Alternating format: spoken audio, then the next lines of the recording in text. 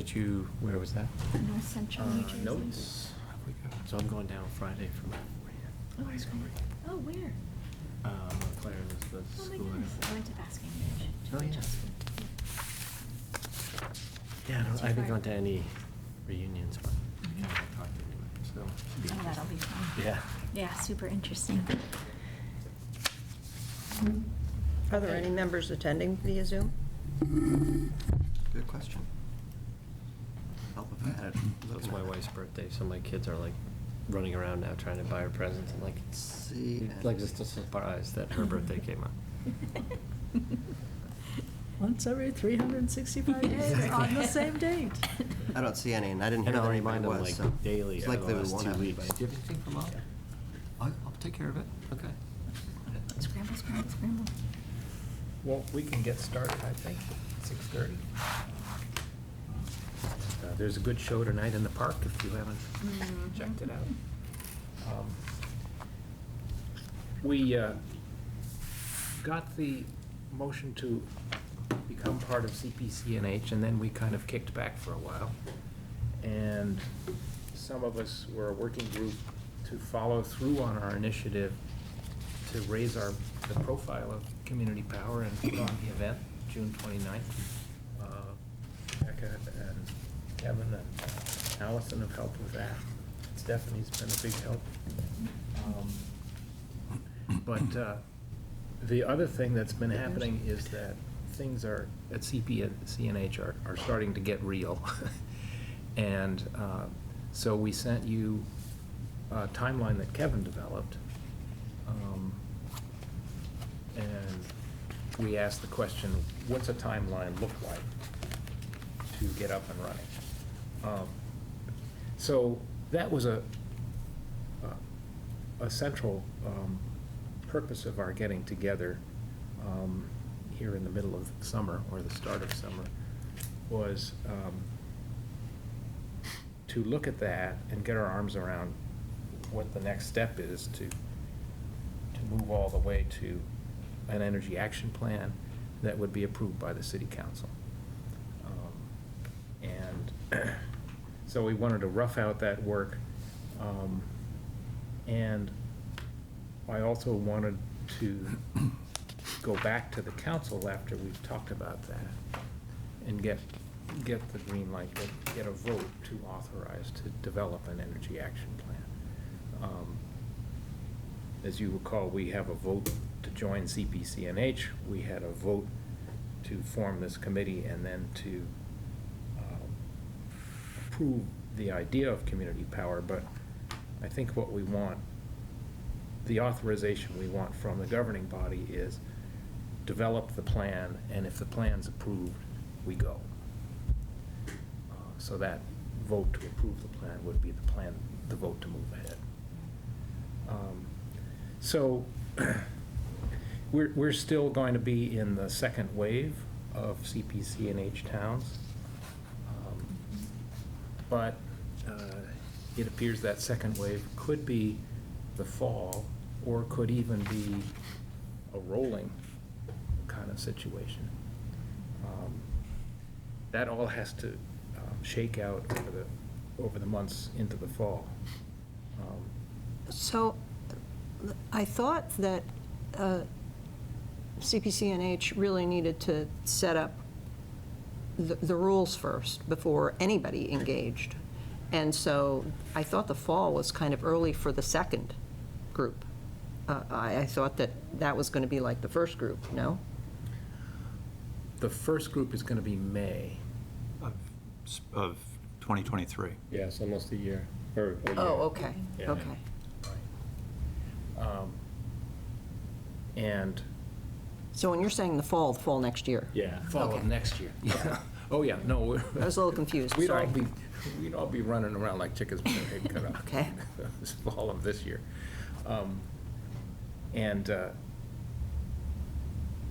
You know, Kevin will catch us up on what's going on with CPCNH.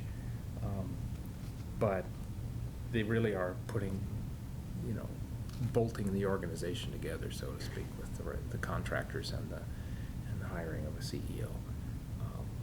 and their own internal timeline to get to May for the 8 towns that will start in the first wave. One of the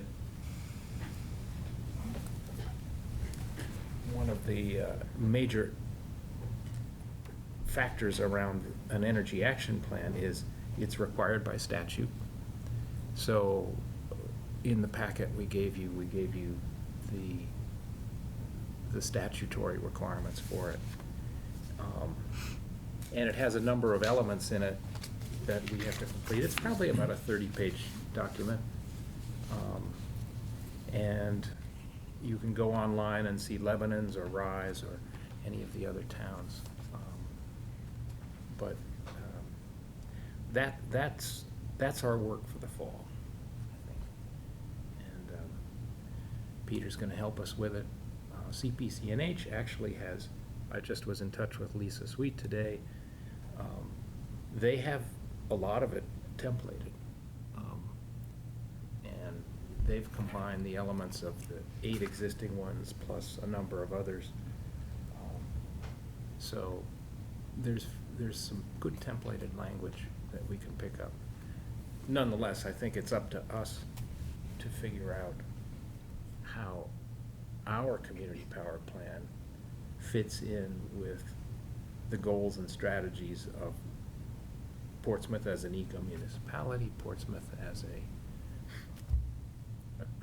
city in the midst of redoing its climate action plan, all of those things. So that would be unique to us. Questions on that?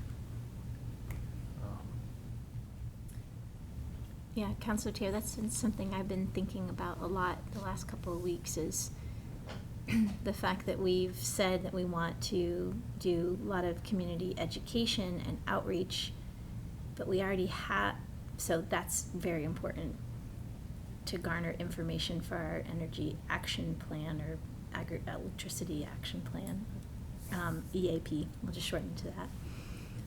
But then we already have a lot of existing material sort of on the books, if you will, Mhm. here in Portsmouth. So how to sort of meld the two together. Right. Yeah. And I think there's probably a need for maybe some dialogue with the sustainability group.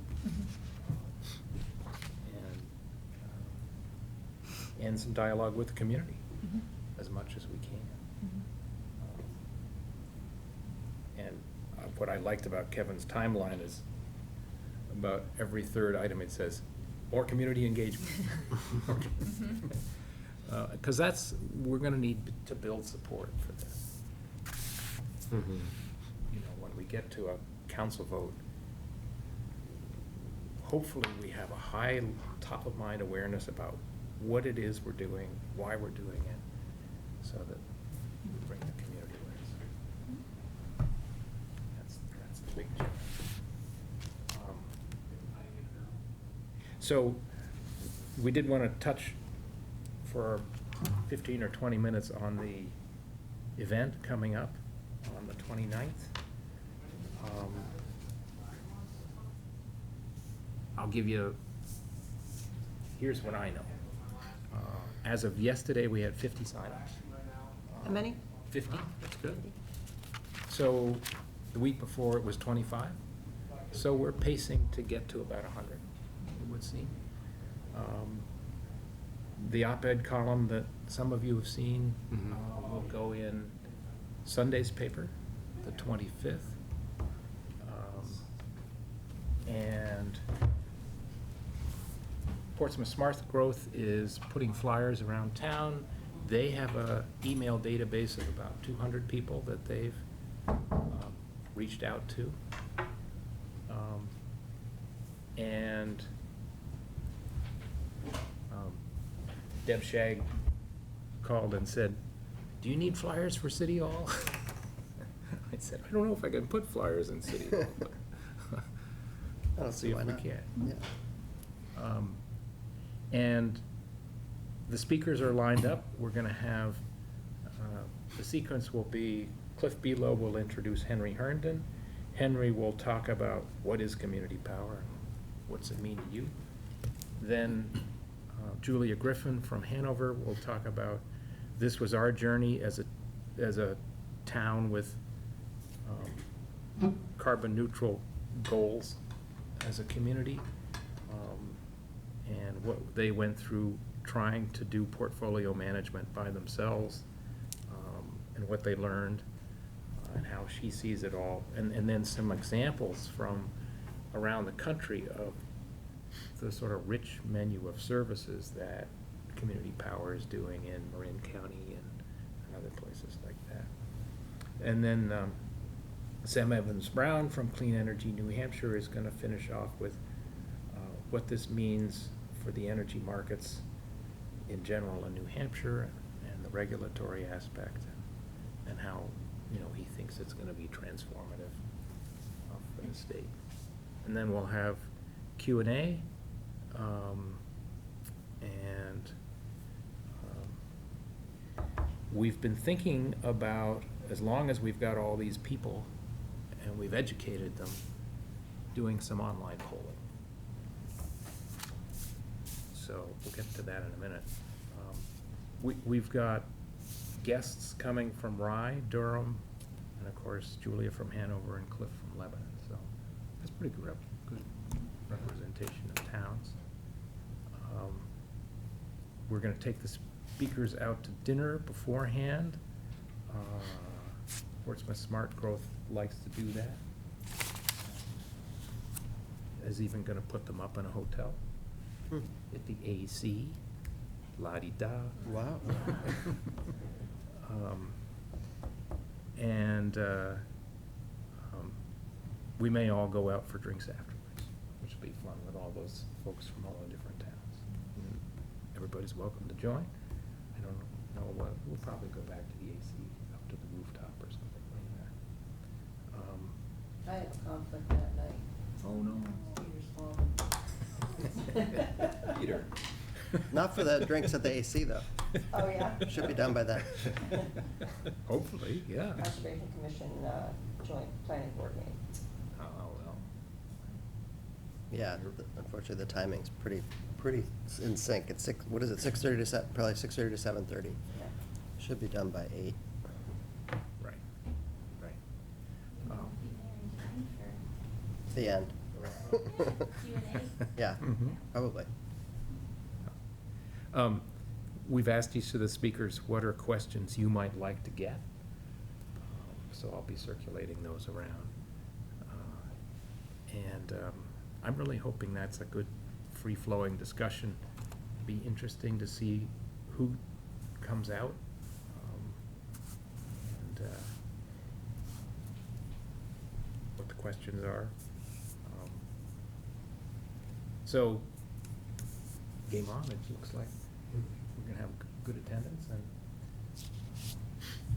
it'll give us some momentum when we go to the council the next week, or 10 days later. The op-ed should generate some traffic, I would think, that'll, a lot of eyeballs will see. Right. See that. And I'm gonna push that out to the Portsmouth groups, once it's published. And you've been doing the newsletter. Yep, I just saw it in there. Yeah. Started that a couple weeks ago anyway, so. Great. Well, I think once the op-ed is out and we have the flyer, I was gonna just start sort of posting it on Facebook and Instagram, just yeah, the week of. right. That'd be great. That'd be great. You're on those channels. Mm-hmm. Share, reshare. And then I can pick it up for the city newsbook and share it or post.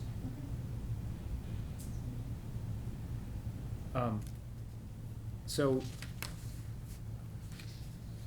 we learned about some online polling applications. Peter, you may want to talk about that. I can talk about it briefly, yeah. Brian Getz, from the Deputy Public Works Director, used a app called Slido at the Water Forum, and I guess it went pretty well. He bought a subscription to it, and he said, well, there's a lot you can do with it. He bought a subscription, which there's a lot more you can do with it. If you don't have a subscription, he said you can ask like 3 multiple choice questions. Then you're cut And then off. I think you're cut off. And he said he's available that night and willing to come and sort of administer that piece. Wonderful.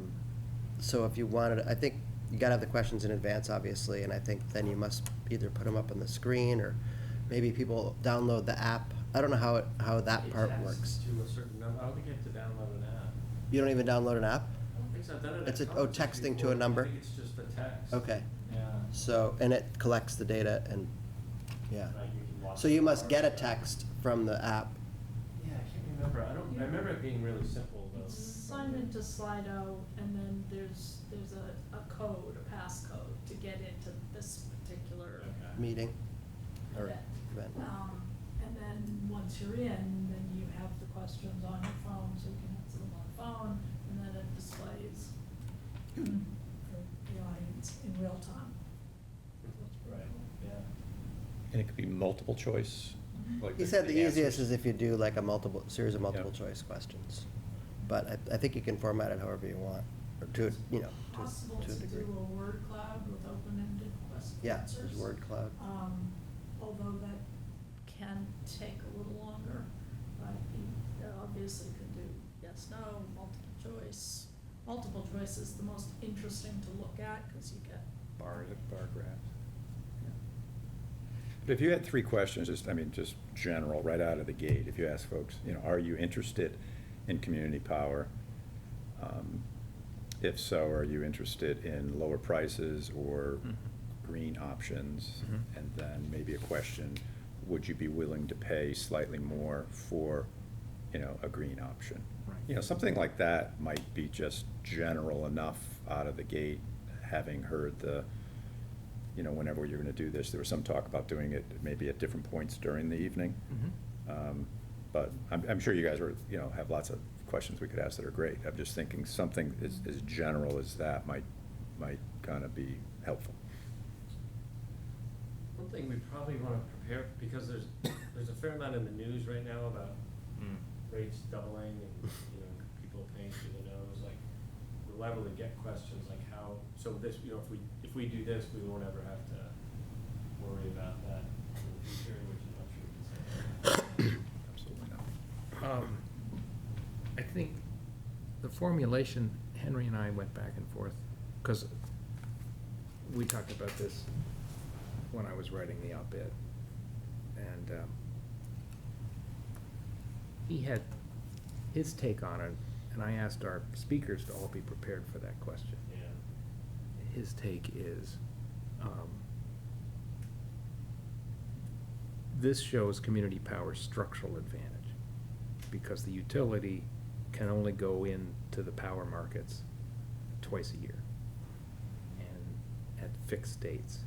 And it just so happens the fixed date right now times with the biggest increase in energy prices that we've had in years.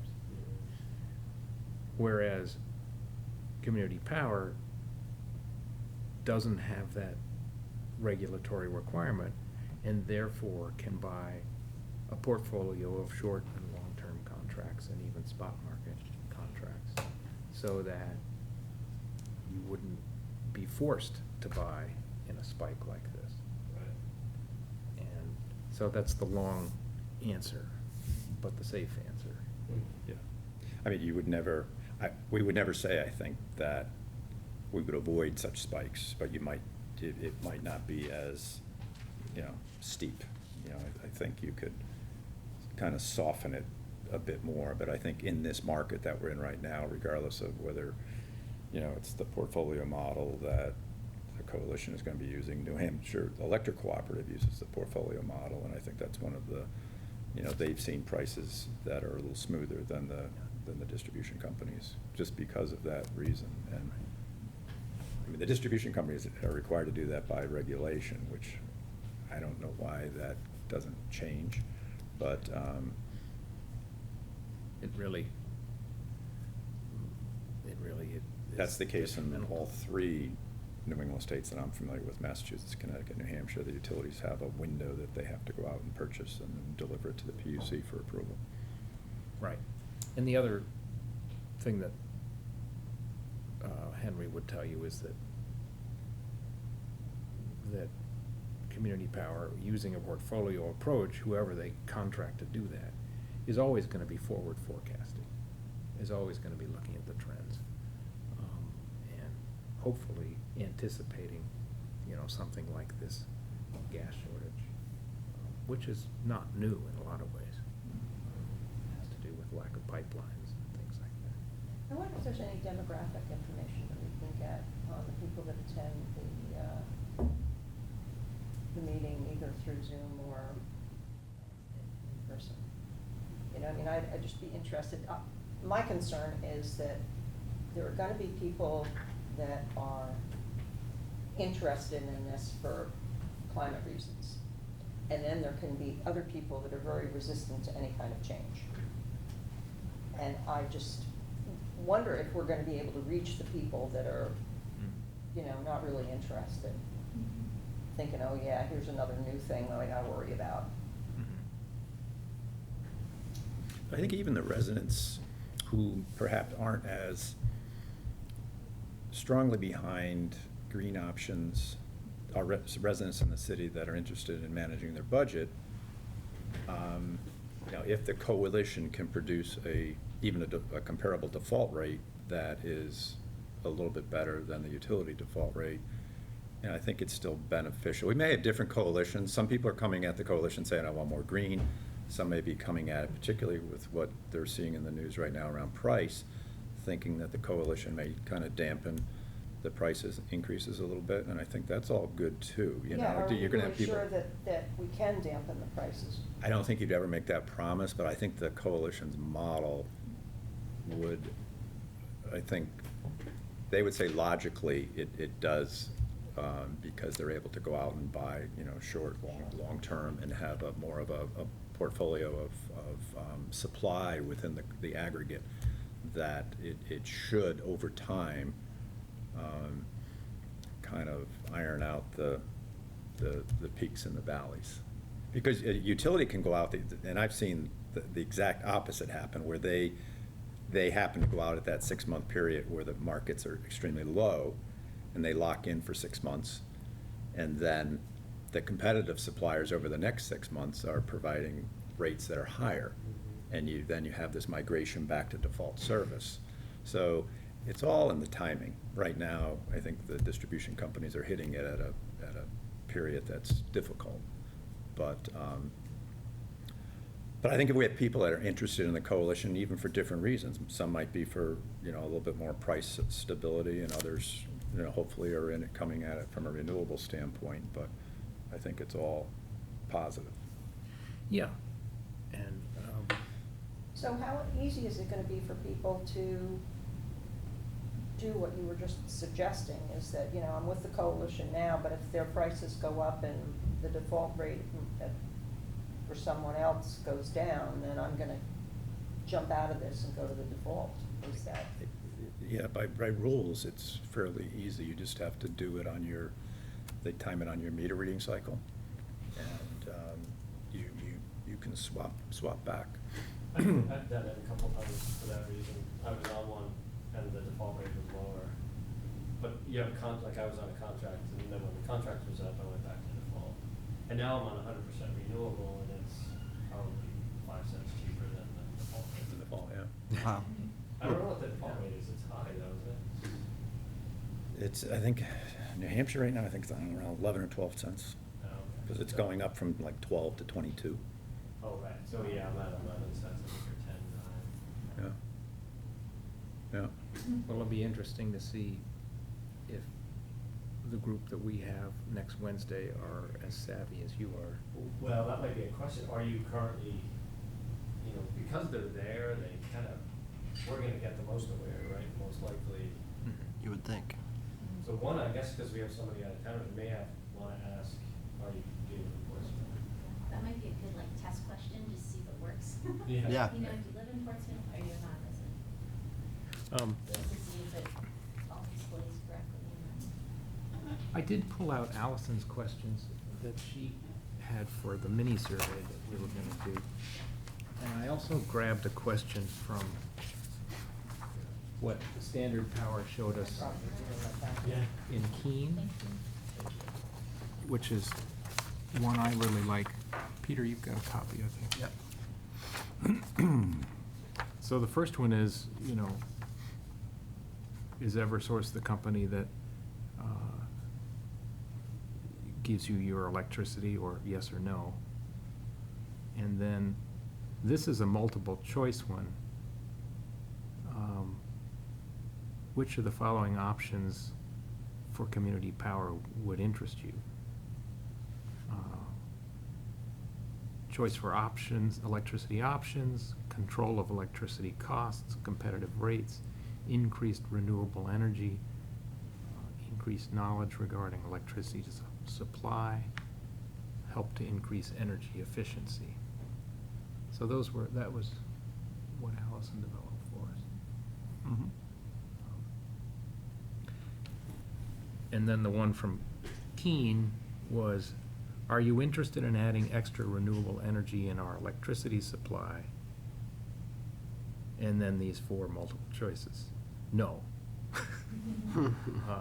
I would like more renewable energy if I can pay about what I pay today. And that one spiked really high in Keene. And they had like 72% say yes to that. That's kind of a given, right? Yeah. That's like apple That's pie. the and ideal, motherhood, that's yeah. the ideal, It's yeah. the Goldilocks, Yeah, yeah. Not too hot, not Of too course, cold. Yeah. that's perfect. I'd like more renewable energy, and I'm willing to pay a little more than I pay today. I'd like the option of 100% renewable energy, like Tom Rooney, and I'm willing to pay more. And I like the clarity of that question. Mhm. I like actually both, asking the question first, like, kind of what's most important to you? Mhm. Sort of the stability or control, competitive rate, or increased renewable energy choices, then you get that display. And then you ask the sort of follow-up question, okay, if you really do want renewable energy mixed in, or do you want it, so it adds like a little bit more color. Mhm. Yeah. And I think that would give us very useful information when we sit down to start looking at our EAP. I mean, it's a small sample. And if you started off with just a general question based on, what you're hearing here tonight, are you interested in community power? Something like that, and then kind of flow into, Yep. I like both of these questions.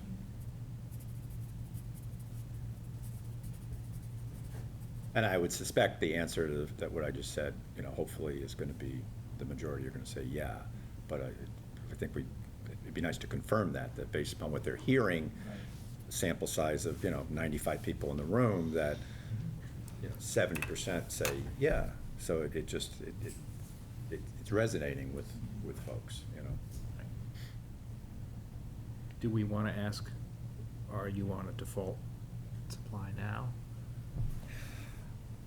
I don't know because we'll get that information in another way. That's true. Right? So that data will be available to us.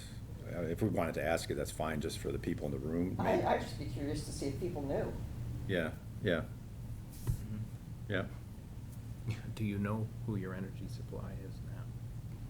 I wonder, citywide, what the percentage is. Eventually, we would be able to get that. Yeah, we'll have that, yeah.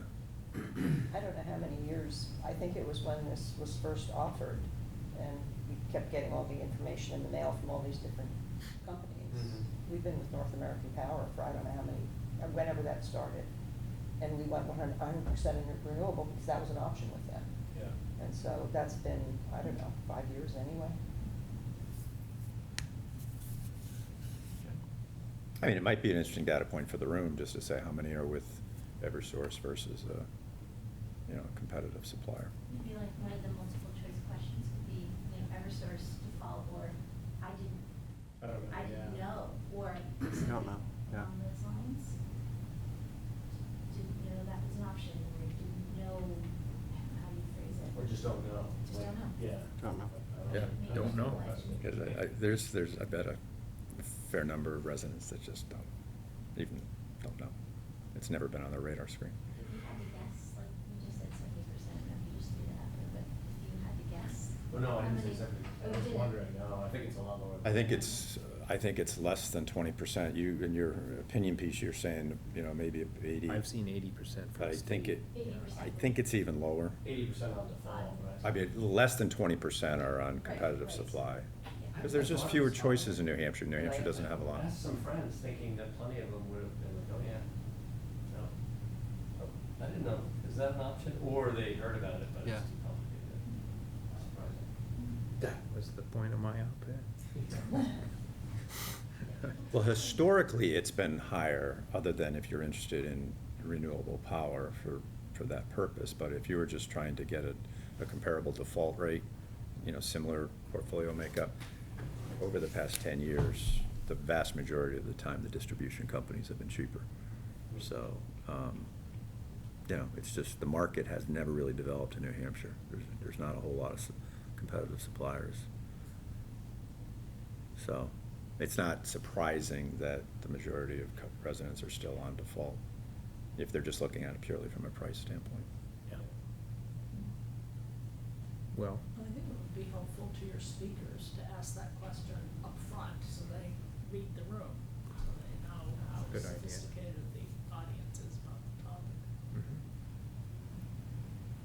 Yeah, I think if we intersperse the questions, you know, and now we'll do a real-time poll. What were some of the spicier ones that you might want to leave at the end then? Can you tell them the middle school mom? Mild, medium, spicy.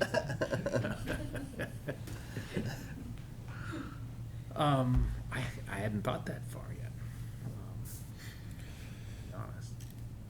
Maybe these last, I don't know, these last two. Yeah. With the, once they two gotten all the. It's like know what you're talking Right, I think, you know, Allison's number 2 here is a natural after the speakers, because I think it's absorbed a lot. And we're asking, what do you think? What's most important to you out of all this?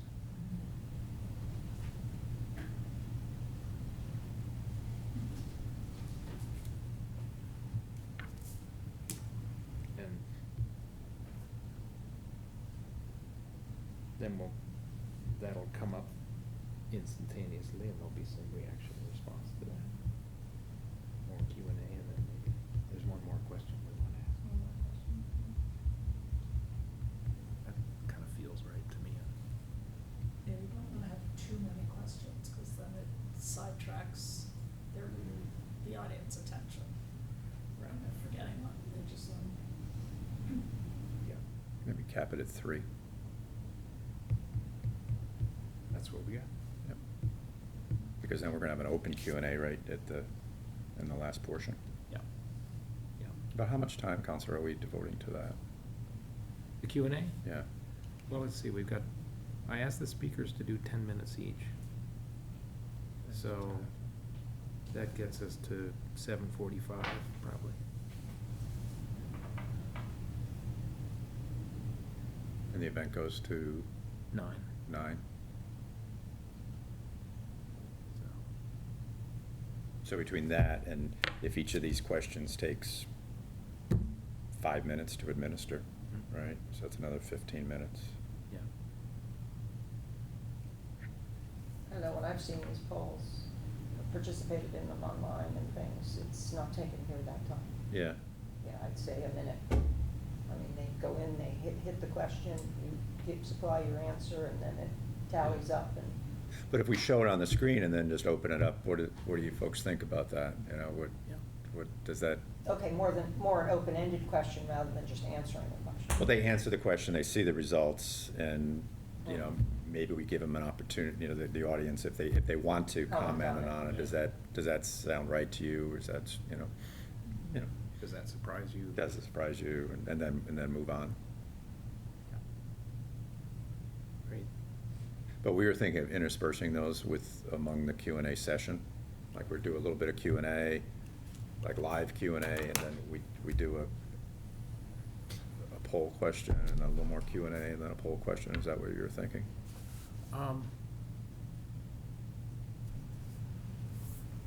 Or maybe start off with a poll question right after the speakers finish? Well, I think there's people who always are on the edge of their seat with a question, right? So we gotta get those first questions out. Mhm. Well, I thought we were talking about potentially asking the first question right off the bat. Did you know that? Your utility company could be your default supplier, but not necessarily, if there are other choices. Just, something like that up front, like you were saying, Stephanie, about, so that the speakers can get a reading for the room. Yeah, I could do that at the very start of it. Yeah. At the opening. That And would then create some people- engagement right out of the gate. Yeah, create some interest We're right gonna out of the try a gate. new tool and Yeah. we're gonna see if it works first, Yeah. resident or non-resident. Yeah. And then Eversource, you have to follow for another supplier, just see if it works and then. And then maybe after the speakers finish, do another one. Right. And then maybe halfway through the live Q&A, we do the third one. Right. Something like that. Yeah. Yeah. Are we gonna make the taping of this available generally? It's, I hope we can put it on the city website or something. that's the Portsmouth Smart Growth side of the house, and they're gonna record it. They're just gonna on Zoom record it, and archive it on their website, Oh, okay. and it's gonna be live stream. So we could have a lot more attendance. Live stream. Live streamed on our YouTube or on theirs? Theirs. Okay. It's just a URL. And we don't have it as a meeting on our website. Is that because it's not a city? I was wondering that myself. board meeting. It should be, I'll just. It should be? Yeah. Okay, yeah, I think so. If we can. I don't know what the policy, how the Yeah, policy. With it being in the newsletter and the op-ed, and it is this committee. It's a committee of the city, I think it, Partnering on yeah. this event, so yeah, it just should be Right, there, it so. gets us into interesting territory. It's a little gray, but not, The link to register, right, in the, Great, okay. Good. and So- is there an agenda that'll go with that? Do we have an agenda for the event? Did I see it somewhere or not? No, not really, we so. just have the speakers. I mean, I don't think we Do we- have published an agenda for the meeting, have we? Mhm. No, that's what I was looking for, actually, Yeah. to see if we, couldn't remember one, but no, we haven't, okay. You'd have Not necessarily, I'm just curious. I mean, we usually post it when we put a meeting up, Mhm. so that's why I thought of it. And I'm thinking that I can take the blurb that's in the newsletter as a description of the event. Yep. So at least you know who the speakers are, because I've heard many people impressed that with Sam Evans Brown, because they don't know who Virginia. He seems to be a crowd pleaser. You know So him. the agenda is basically just the speakers and a Q&A. Yeah, so there's no need really for an agenda. It's not that kind of meeting that needs an agenda. It's more of a event. discussion, Yeah. A lot of Yeah. information, you said you already have. Yeah, I think you already have what you need for the posting. But the order of the speakers would be Henry and Julia and Sam. I think on our Yeah, flyer, so it's yeah. different.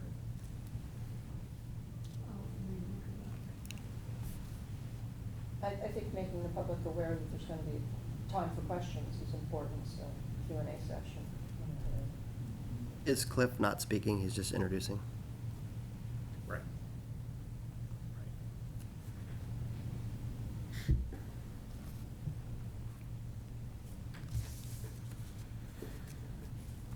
That's very helpful to walk through it like that. I can start to see how it's gonna shake out. Other thoughts on that?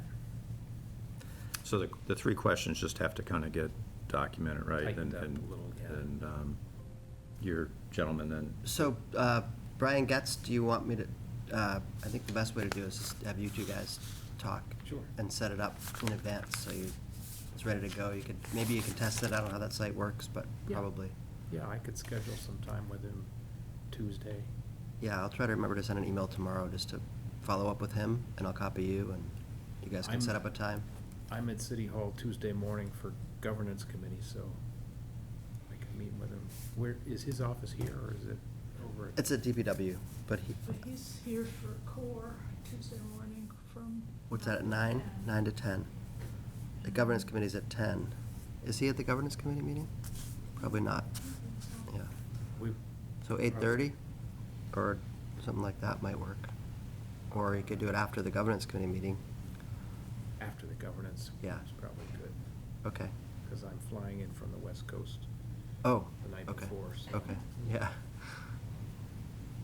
I'll just tell him that you guys to have you guys set it up, but probably sometime after the governance committee I'll on get him Tuesday a- morning. And I'll get him a draft and email it. Okay, yep. I think these are good. Allison's work stands up.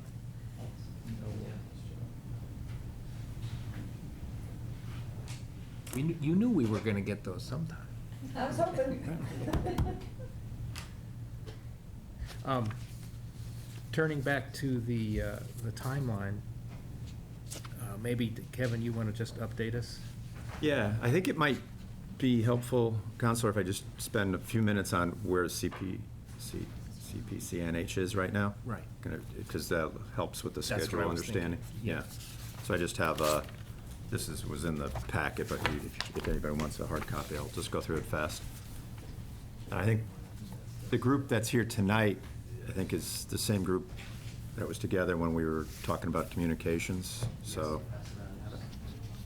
I'll just do a quick kind of true-up as to where CPCNH is, and they have a lot going on. So just real fast, I mean, the board, they're meeting monthly, and they're going to be meeting more frequently here as through the summertime, because there's just a lot going on.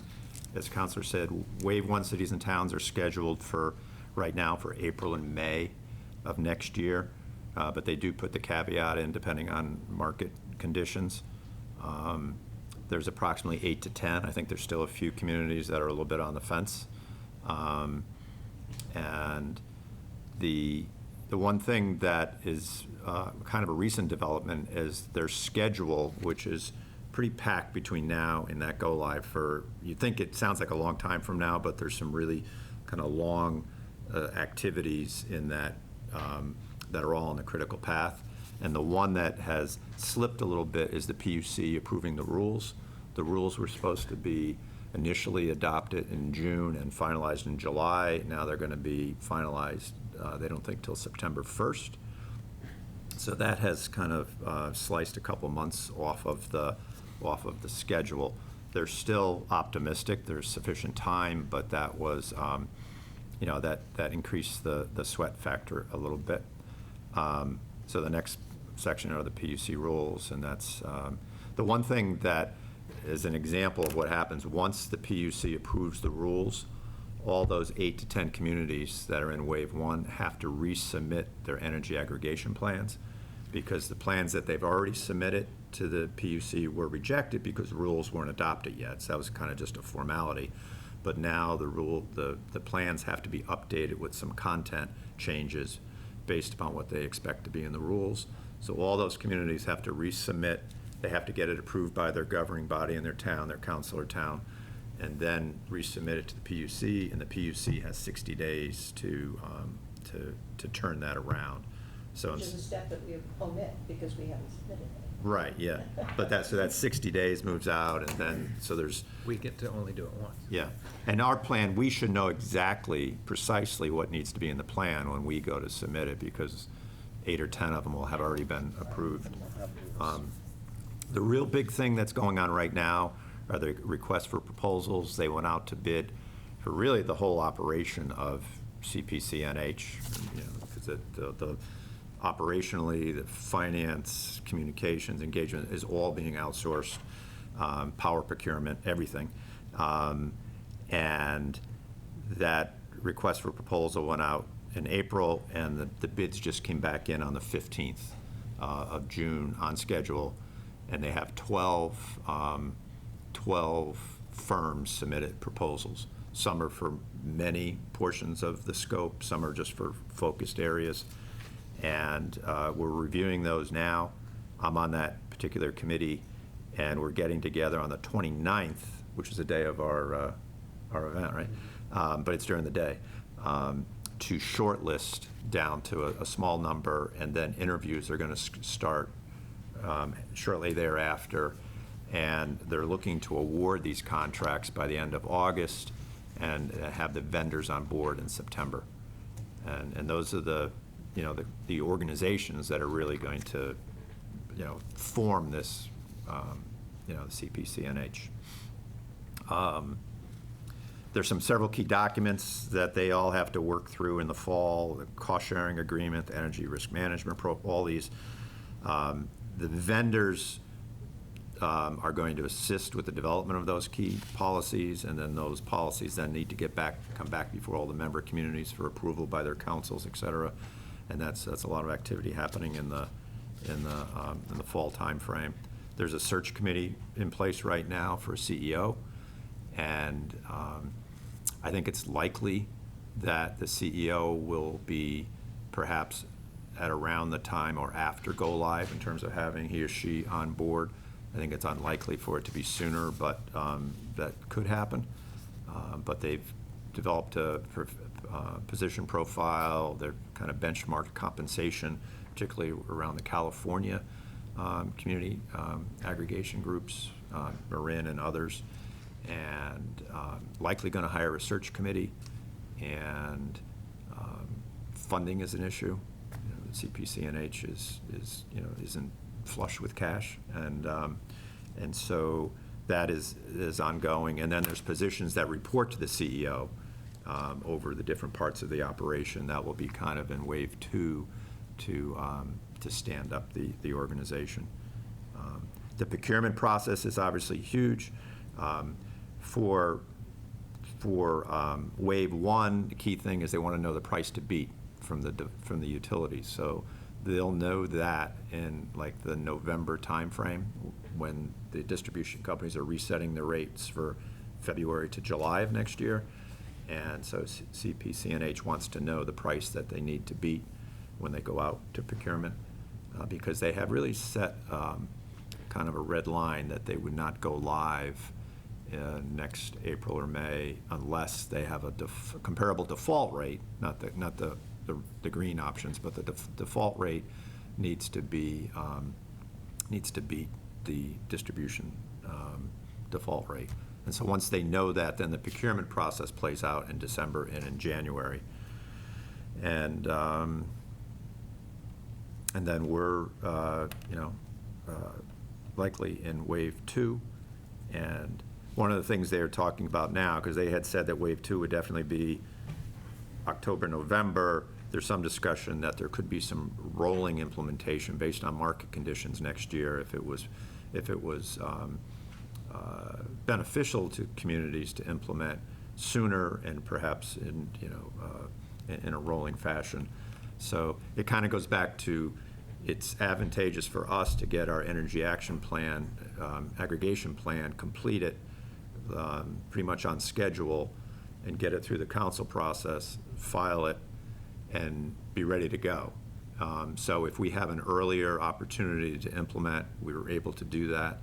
Yeah, that's the only thing that really concerns me, is that next year we'll be looking at a new council. No, Not next year?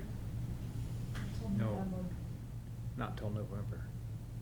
It's a 2-year council, so. Okay, yes, November We're in the first 6 2023. months of our 2-year term. You scare me out to do another election. Yeah. Okay, yeah, well, that's what scares me. I thought it was every 2 years, but I thought, wasn't it last year that we elected this council? It'll be November 23. Yeah, But they November. started in They don't start until January. 2 whole 4 years. Right. But the only thing that I get concerned about is everybody on the council would get caught up in Right. election issues, and it would be distracting, and that's why you're suggesting the fact that there might be a rolling. Well, maybe getting in a little bit sooner than late fall would be a good idea. Right.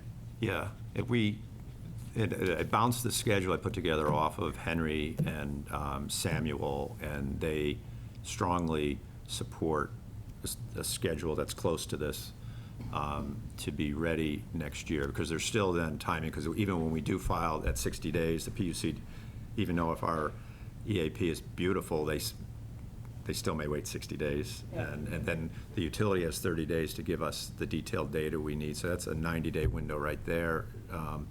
So, and then there's all sorts of notification you have to give. So it's really in our best interest to have our EAP, and that's what the plan I suggested, through the council, probably no later than, right after the first of the year. And kind of the principles in putting the schedule together was, one, make steady progress from now until the end of the year in putting our energy action plan together, to have like regular engagement with our community in all different ways, different channels. And then I think one of the beauties that we have here is we can sit back and watch the rollout of Wave 1 and monitor it. Monitor the development of those key policies, monitor, do these vendors they're bringing on board, is it working out? Monitor the procurement process, and then the rollout, and then customer satisfaction with the rollout. All of those things, we're in a great spot to sit back while we're putting our plan together, to be a kind of a fast follower here, to make sure it's in good shape and it's working, and then make an educated decision with the council, early next year to move forward. So I think we're in a really great spot to do that, to make, to be in a position and then to be able to, move along quickly in 2023, whether it's on a rolling basis or in the fall. So. And I think, Allison, the cure for getting caught up in the political cycle in the fall of '23 would be if we vote in the first quarter. That's a policy decision. That's our policy Right, well, direction. that's what I'm hoping. Yeah, Then we're going ahead with it. right. Yep, then we're, And as Bob Sullivan says, policy moves in the direction it was voted until it's voted a different way, so that have to undo it. And a key point, too, is approving the energy aggregation plan and giving you the green light to file this with the PUC is still not approving going live with, the procurement. We still can tap the brakes during 2023 if there's fallout from Wave 1.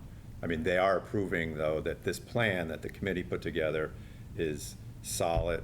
We approve that plan. We approve sending it off to the PUC for approval. But it's still the Portsmouth's ultimate decision next year whether to go ahead. There's no, forced implementation here. Is there another vote required, though? If everything went smoothly, could it just been? There's other key, Tom, there's other key things they need to approve, those key documents, the cost-sharing agreement, the risk management policy.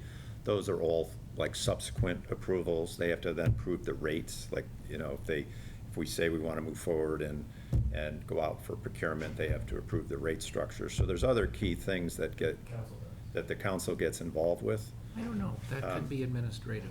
That's what I was thinking. I think at some point, you'd have to give the city manager power to make decisions on things, but it depends. Yeah. You don't have to, but you Yeah. could, and then it would make it easier. yeah. Yeah, it'd be interesting to see how the other towns are handling it. Yeah. I would imagine that those that are cities with a city manager form of government would say, we approve the EAP, that's the direction we're going, we empower the city manager to follow through. Yes. Yeah. And for whatever reason, if there's a stumble with Wave 1, I could very easily see you could come back to the council and say, we're going to tap the brakes. Yeah, Karen could come back and and, say, we're gonna pause this because. And the other thing, too, is the energy aggregation plan is largely kind of agnostic whether, there's a lot of references to CPCNH in there, but if for whatever reason, the city wanted to go with the broker model, it wouldn't be throwaway work putting the energy aggregation plan together. It would have to be kind of wordsmithed, but the plan would still, like 80% be an aggregation plan if for whatever reason we said, all right, there's, we think in our short term, we want to go with the broker model. I don't see that happening, but it wouldn't be throwaway work. Yeah, and I think that's the beauty of the legislation, is it envisions each town doing their own aggregation plan. And the aggregation plan is a framework, into which you can plug vendors. Yeah, if you look at Keene's EAP versus Lebanon's EAP, I'm sure 80% is pretty much similar, but then there's just a lot of language about the broker model versus the CPCNH model. This is excellent. Thank you. Yeah, Oh, definitely. thank you. It's just, just trying to keep us on a steady cadence here. And I'm just wondering what all these community engagements are gonna be. Yeah. Well, it's a good reminder, like, we haven't checked Right. that off. And And I it could don't be think we have anything, to you know? settle that Could be on tonight. the- Yeah. but- It could be a web update, it could be, at a community event, all sorts of things, but just Could be trying to the have same. a steady drumbeat of stuff, Right. you know? High school, Eco that high Club. school eco club. Eco Club. People like to hear from students. I envision after our session on the 29th, perhaps updating the FAQs based upon what we hear coming out of that meeting, take the top half a dozen questions and that aren't already addressed in the website, and, we do a little bit of an update. The release of the recording from the event too, and say these are some key documents and questions that came out of the event. Yeah. And I can, put quarterly updates under my name. Council meetings, I would only talk for a couple of minutes, but I could put a document in the packet. Yeah. Give you a slide or two.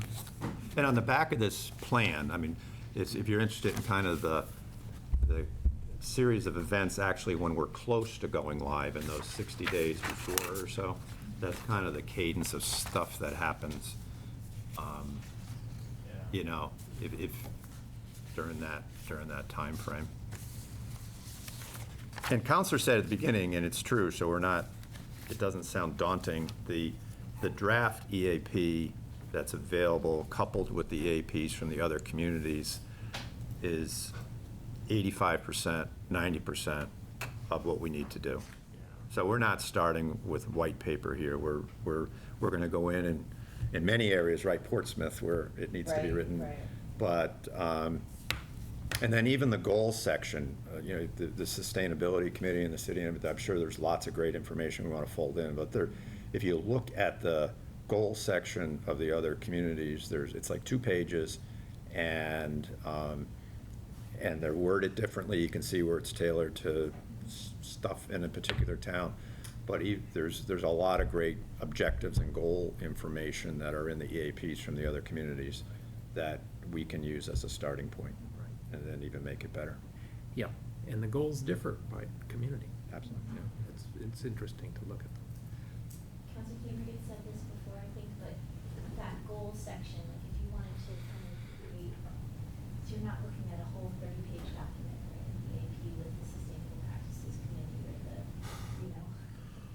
or various committees that have interest or have had hands on our renewable energy policy ordinance as a city. Could you just sort of focus, do like a listening session and input session just on those goals? That page or two, Mhm. just to give it some. Absolutely. Some more of it. I think we should. And I think we should tie those goals back to the Sustainability Committee, the eco-municipality, the energy policy, all of those. And it would be a nice outreach piece. I mean, it could be the policy, or the plan, the aggregation plan could be just a summary and that's what people are going to take away from it. What does this do? How does it work? What does it say? A short summary of it would be another outreach piece. Yeah, if I was on those other committees, I'd have more buy-in to this if I felt Yeah. I at least had some input into Yeah. the content and maybe how it was worded or something that was missing, Draft. Yeah. What Yeah. do you think? Yeah. Yeah, so we gotta do that, sure. Peter, you had something you were gonna say tonight? No, I was just thinking about it, we were talking about how there's You can always go to a broker, there's really no risk at any point in the process with the whole thing. You know, you can always stay with your aggregate, you can always stay with your default, or go with your own broker as a resident, you know, so this is just another option Right. that's being, brought to you by the city through the coalition, which is a message I think people need to hear. If they want to object to it, there's no reason to object to it. You don't have to join it if you don't want to join it. I guess that's what I was thinking. No risk. No risk, yeah. Yeah, that's important in our messaging. There's less risk, actually, because you're providing options that have been vetted Mhm. by the community, as opposed to today, if, Mr. Rooney here is out, you're all by yourself going out to look at competitive And early suppliers. on, there was some And, bad practices going oh, on. yeah, yeah. People getting stuck. And so you're making those decisions kind of yourself, Mhm. thinking that it looks reputable. Right, Whereas right, in yeah. this case, you have CPCNH and the member communities vetting these supply choices, and should give residents some comfort. And the whole stabilization thing, I mean, we do so many things in the budget, water rates, sewer rates, health insurance, all of that, flattening the curve, that those who are listening have heard this before, and they get that it's good management, good financial management. Yeah. One of the impressive things about CPCNH is, if you look at their business plan, they're looking at building up a $30–40 million reserve for rate shocks. And that's within the first 5 years, I think. Stabilization funds. How long's that take? They have no idea, I'm sure, but curious. That's their model, anyway. Yeah. It's a good goal. And they have 20 communities now, but they're in conversations with lots of other cities and towns. I know they're in conversations with Manchester, which would be a big, load. Yeah. Act- That's probably half the load in the Yeah. state. Yeah. So, Stadiums. see. So I would propose to us that we meet once a month, and in July, assuming we get the vote, we get to work on the first part of this timeline, which would be discussion of our goals and discussion of how we want input into our goals.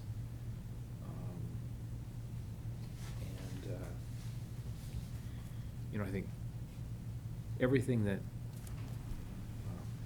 Kevin has put together in this timeline is the logical alignment with CPCNH that we would need to get to community power.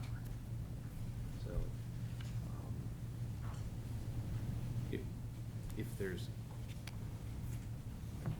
more discussion we want to have on that, let's do that, but it might be helpful to have a vote from this committee to recommend that we ask the council to authorize us to draft an EAP.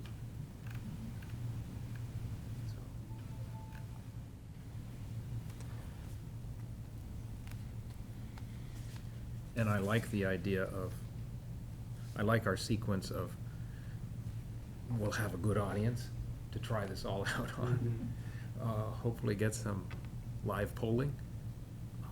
Then when we sit down in July to look at goal setting, we may have a little bit of a feel from albeit small sample, but we'll have some good discussion, and we will have test-driven it with the public a little.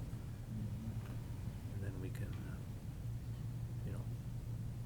July may be also a good chance to talk about what are some of our public engagement channels and how we do that on a regular basis. And I can grab from all of the EAPs that have been drafted from, I think there's 8 or 10 of them. I'll go in, I'll just grab those couple pages that are the objectives and goals sections, and I'll just kind of scan them into one document. Yeah. and get them to our entire group here, maybe as a little homework before, assuming you're good, you get good feedback from the council. It'd probably be good for us to kind of review those and see which ones resonate with us and which ones, based on you, maybe others that have been involved with other committees here in the town, what might be missing.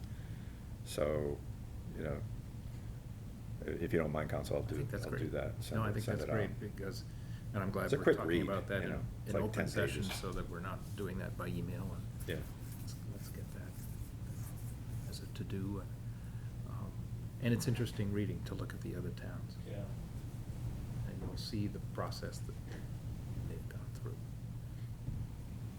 Did you wanna try to schedule that tonight, the July meeting? Sure. Do you want to go for a regular meeting date, and then we can just try to hold the room? Or That this room in makes the most particular is a sense. little high. We've been pretty lucky with this. I think this is the fourth Wednesday, if that date works for everybody, or another Wednesday. But that Wednesday seems to have been We did have a pretty good. conflict with the sustainability group on Wednesday. Is that solved, or is? I have a 7 o'clock meeting on Wednesday nights for Portsmouth Climate Solutions group, but, Oh, I mean, is that every Wednesday? it's every Wednesday. Oh, Yeah.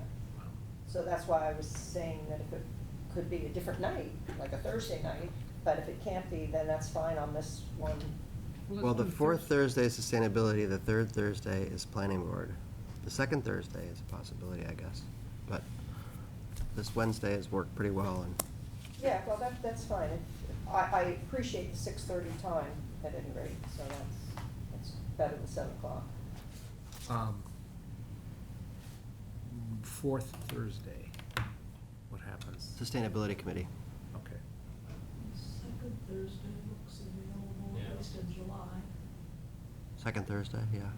Okay, 14th. right. Yeah, and I mean, it'd be nice to get it on a regular one, then we can Right. schedule it out for the year, but we'll just, see how, Let's see, so that would be, what's the second Thursday? 14th? It's the 14th of July, the 11th of August, the 8th of September. Isn't there something else that we just said on the 8th of September? Was that a different location for my brain? Okay, second Thursday of the month. Going once? 14th sounds good. Going twice? I'm kind of tentative on the 14th, I think. I don't know, I have to check Okay. with my better half. Yeah, there's just summers. Yeah. Summer is summer. I mean, I'm away in August, but I'm only 2 hours away. I can sit back. There's always Zoom. Yeah. There's always Yeah. Zoom. Yeah, it's easy to post the Zoom. So the 14th. That's all. Okay, yeah, I think we're wrapping up. Before you So, go. so we'll schedule for the 14th for next month and shoot for the second Thursday. Right. Could I would entertain a motion to ask the council to authorize us to develop an energy aggregation plan?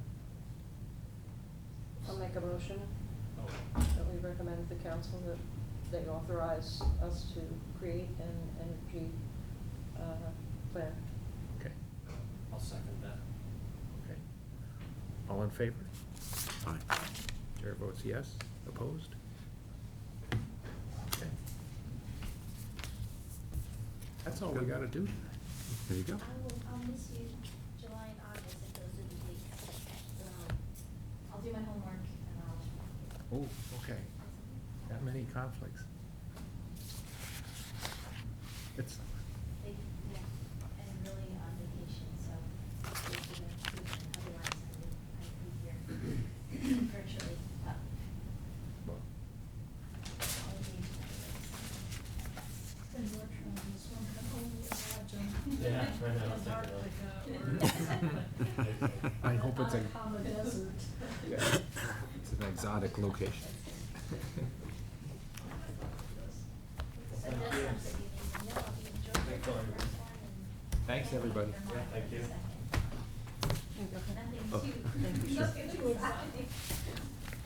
But your like children places that that- have different experiences. Well, your work on, that was great. Pardon me? Oh, thank you. Still Yeah, recording. I love the checklist, now we can check. I know, Just the I'm just about main to. See progress. And he's, they're tapping him at CPCNH for lots of committee work. Oh, really? It's way to stay That close light to it. Yeah? No. is just a switch, They're at the creation. but I am still recording. It's amazing.